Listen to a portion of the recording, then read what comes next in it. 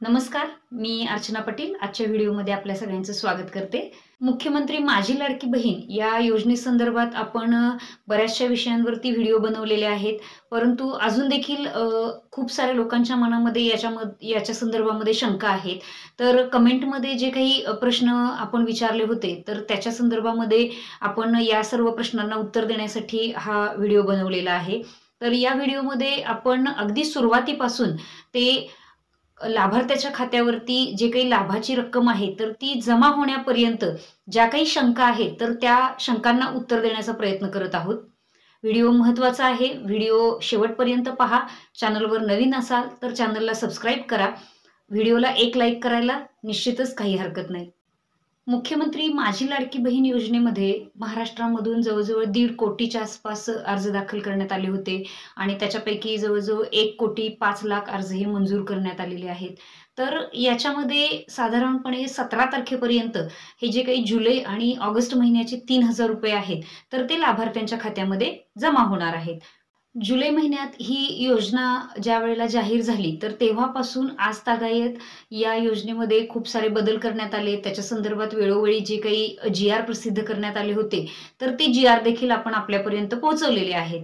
याचबरोबर या संदर्भामध्ये जे नारी शक्ती दूत ॲप होतं ते ॲप किंवा आता जे काही अर्जाचे स्टेटस येत आहेत म्हणजे अप्रूव्ह, डिसअप्रूव्ह किंवा पेंडिंगमध्ये, तर या संदर्भातले पण व्हिडिओज आपण वेळोवेळी बनवलेले आहेत. ज्या लाभार्थ्यांचे अर्ज मंजूर झालेले आहेत तर त्या लाभार्थ्यांनी त्यांचं जे काही बँक अकाउंट आहे तर ते आधार कार्डशी जोडलेलं आहे की नाही तर हे पाहणं गरजेचं आहे. योजना जाहीर झाल्यापासून जे काही अर्ज होते तर ते नारी शक्ती दूत ॲपवरती भरले जात होते. पण आता काही दिवसांमध्ये म्हणजे या आठवड्यामध्ये हे नारी शक्ती दूत ॲप जे आहे तर ते बंद झालेलं आहे. तर इथून पुढे नारी शक्ती दूत ॲपवरती आपण अर्ज भरायचा म्हणजे नवीन अर्ज भरायचा प्रयत्न करू नये. त्याच्यावरती नवीन अर्ज भरले जाणार नाहीत. फक्त आता नारी शक्ती दूत हे ॲप आपल्याला केव्हा उघडावं लागेल किंवा त्याचा वापर केव्हा करावा लागेल तर ज्या मोबाईल फोनवरून ज्या नारी शक्ती दूत ॲपवरून आपण जे अर्ज भरलेले आहेत तर त्या अर्जांचा स्टेटस काय आहे तर तो स्टेटस पाहण्यासाठी आपल्याला हे ॲप वापरता येणार आहे. याच्यामध्ये जर डिसअप्रूव्ह हा स्टेटस असेल तर त्याच्यामध्ये एडिट आणि रिसबमिट हा ऑप्शन आपल्याला पाहायला मिळतो. ज्या लाभार्थ्यांचा अर्ज डिसअप्रूव्ह झालेला आहे तर त्यांनी नारी शक्ती दूत ॲपवरून ते जे काही डिसअप्रूव्हलचं जे कारण आहे त्याच्यामध्ये व्ह्यू रिझनवर क्लिक केलं की आपण काय कारण आहे हे कळतंय. तर ती जी काही त्रुटी आहे तर ती त्रुटी दूर करून ते जे काही लागणारे डॉक्युमेंट्स असतील तर ते अपलोड करून तो फॉर्म पुन्हा रिसबमिट करायचा आहे. त्यानंतर त्यांचा तो फॉर्म योग्य असेल तर अप्रूव्ह होऊन जाईल. त्यामुळं इथून पुढे नवीन जे काही अर्ज आहेत तर ते नारी शक्ती दूत ॲपवरती भरायची काही आवश्यकता नाही. याच्यानंतरचे जे काही फॉर्म भरायचे आहेत तर त्याच्यासाठी आता महिला बाल विकास विभागानं पोर्टल आपल्यासाठी आणलेलं आहे. तर या पोर्टलवरती आपल्याला हे अर्ज भरायचे आहेत. या पोर्टल संदर्भात पण आपण माहिती देण्यासाठीचे काही व्हिडिओ बनवले आहेत. तर या पोर्टलवरती आपल्याला अर्ज भरायचा आहे. ज्यांनी सुरुवातीला नारी शक्ती दूत ॲपवरती अर्ज भरला असेल तर त्यांनी पोर्टलवर पुन्हा अर्ज भरायची काही आवश्यकता नाही. जे लाभार्थी अजून ज्यांचं अर्ज भरणं बाकी आहे तर त्या लोकांनी फक्त पोर्टलवरती अर्ज भरायचा आहे. बऱ्याच जणांच्या अर्जावरती SMS व्हेरिफिकेशन हे झालेलं नाहीये. तर SMS व्हेरिफिकेशन हे लाल रंगामध्ये आपल्याला त्या फोनच्या स्क्रीनवरती दिसून येते. तर त्याच्यावरती क्लिक केल्यानंतर जो काही त्या लाभार्थ्याचा आधार कार्डला रजिस्टर जो नंबर असेल तर त्या नंबरवरती मेसेज जाईल. तो OTP घेऊन आपण हे SMS व्हेरिफिकेशन कंप्लीट करू शकतो. दुसरी महत्त्वाची गोष्ट अशी आहे की आपण याच्यासाठी एक व्हिडिओ पण बनवला होता की काही लाभार्थ्यांच्या खात्यामध्ये ₹1 जमा केला जाईल. एकापेक्षा 2-3 बँक खाती ज्यावेळेला आपल्याला असतील तर काही बँकांच्या खात्यांमधून आपण थंब लावून पैसे काढू शकतो. याचा अर्थ असा नाही की थंब लावून पैसे काढू शकतो म्हणजे तीच जी काही बँक अकाउंट आहे किंवा ते जे काही बँक अकाउंट आहे तर ते आपल्या आधार कार्डला लिंक केलेलं आहे. आपल्याला आधार कार्डचं जे काही लिंकिंगचं स्टेटस आहे तर ते ऑनलाईन जाऊन त्या वेबसाईटवरती जाऊन चेक करावं लागेल.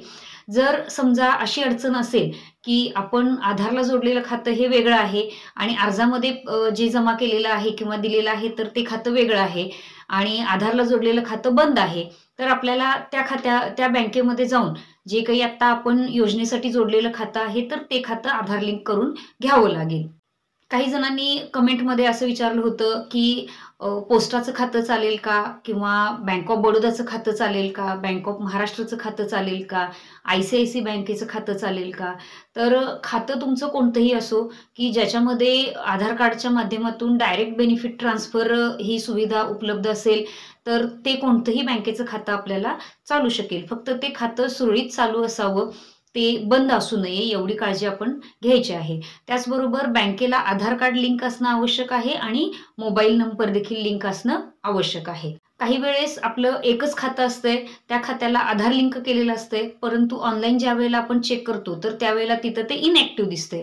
तर अशा वेळेला आपण आपल्या बँकेशी संपर्क साधून ते जे काही आपलं आधार कार्ड आहे, तर ते बँकेशी तिथं बोलून ते ॲक्टिव्ह करून घ्यायचं आहे. बऱ्याच जणांना अर्ज अप्रूव्ह झाल्यानंतर त्याचा अर्ज अप्रूव्ह झालेल्याचा मेसेज गेलेला आहे. खूप साऱ्या लोकांना हा मेसेज आलेला नाही, परंतु त्यांचं स्टेटस हे अप्रूव्ह म्हणून दिसत आहे. तर घाबरण्याची काही गरज नाही. याच्यामध्ये एकदा तुमचा अर्ज अप्रूव्ह झाला असेल, तर पुढं काही करण्याची काही आवश्यकता नाही. त्यामुळं एस-एम-एस जरी नाही आला, तरी काळजी करायची काही आवश्यकता नाही. बऱ्याच जणांनी अशी शंका विचारली होती, की आमच्या खात्यामध्ये ₹1 जमा झालेला नाहीये. तर ₹1 सर्वांच्याच खात्यामध्ये जमा होणार नसून हे तांत्रिक पडताळणीसाठी काही ठराविक पात्र महिलांच्या खात्यामध्येच ₹1 जमा करण्यात आला होता. त्यामुळे ₹1 जमा झाला नाही म्हणून काळजी करण्याची काहीही आवश्यकता नाही. पोर्टलवरून ज्यावेळेला आपण हा अर्ज भरणार असतो, तर त्यावेळेला पोर्टलवरती सर्वात पहिल्यांदा लाभार्थ्याचं प्रोफाईल जे आहे, तर त्याचं ते रजिस्ट्रेशन करणं आवश्यक आहे. या संदर्भातील व्हिडिओ देखील आपण बनवलेला आहे आणि तो पाहून आपण त्याप्रमाणे रजिस्ट्रेशन करू शकता.